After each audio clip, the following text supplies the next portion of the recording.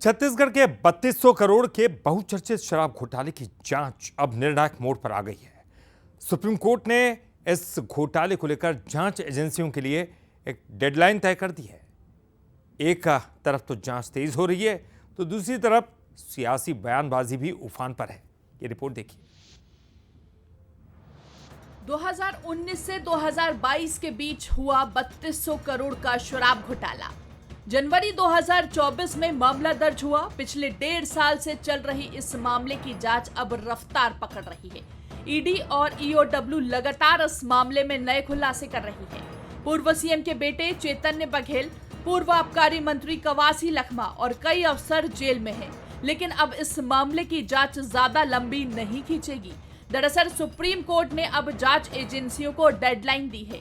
EOW को 3 महीने और ईडी को 2 महीने में जांच पूरी करनी होगी।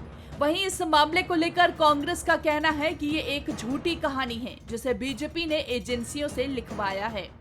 ये जो शराब घोटाला है, ये ईडी, सीबीआई, आईटी और ईओडब्ल्यू के द्वारा भारतीय जनता पार्टी के इशारे पर लिखी गई एक छद्मपट कथा है। सारा प्रदेश जान रहा है कि कांग्रेस के नेताओं को बदनाम करने के उद्देश्य से भारतीय जनता पार्टी ने इस षड्यंत्र को रचा है। तत्कालीन सरकार के खिलाफ इनके पास कुछ नहीं था, केंद्र सरकार का दुरुपयोग किया। जैसे ही कोर्ट का आदेश आया, सियासत फिर गर्मा गई। कांग्रेस इसे साजिश बता रही है, तो वहीं बीजेपी सरकार इसे भ्रष्टाचार के खिलाफ अपनी जीरो टॉलरेंस नीति का हिस्सा बता रही है। मंत्री गुरु खुशवंत साहिब ने कहा, सुप्रीम कोर्ट ने भी संज्ञान लिया है तो जांच और तेज होगी।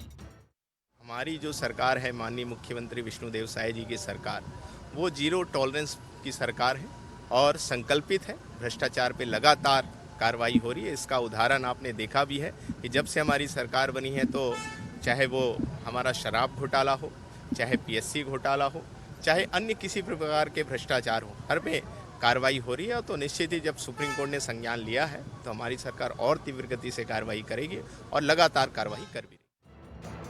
3200 करोड़ का ये घोटाला अब सिर्फ जांच का ही नहीं, बल्कि सियासी लड़ाई का भी मुद्दा बना हुआ है। सुप्रीम कोर्ट की सख्ती के बाद अब सवाल यही है कि क्या समय पर जांच पूरी हो पाएगी। शिखर देवांगन, बंसल न्यूज, रायपुर।